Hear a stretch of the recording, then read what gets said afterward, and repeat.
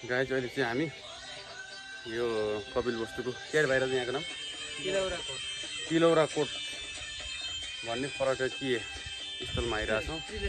यहाँ चाहिँ हाम्रो सरोज भाइ हुनुहुन्छ, सञ्जय भाइ, अनि यहाँ गौतम बुद्धले के अरेको तप गरेको ठाउँ तपस्या तपोभूमि यहाँ ठाउँ चाहिँ साह्रै राम्रो रहेछ, राम्रो लाग्यो।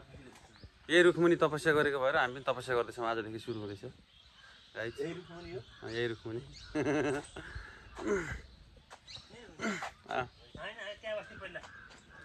पहिला उता तपस्या गर्थ्यौँ है, आज पनि यति गर्दैछौँ गाइज। सबैजना साथीहरू आउनु होला, घुम्नु होला, साह्रै राम्रो छ ठाउँ।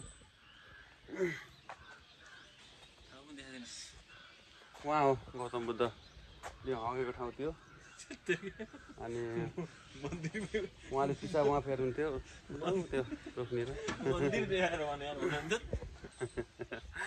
आउनु होला, घुम्नु होला।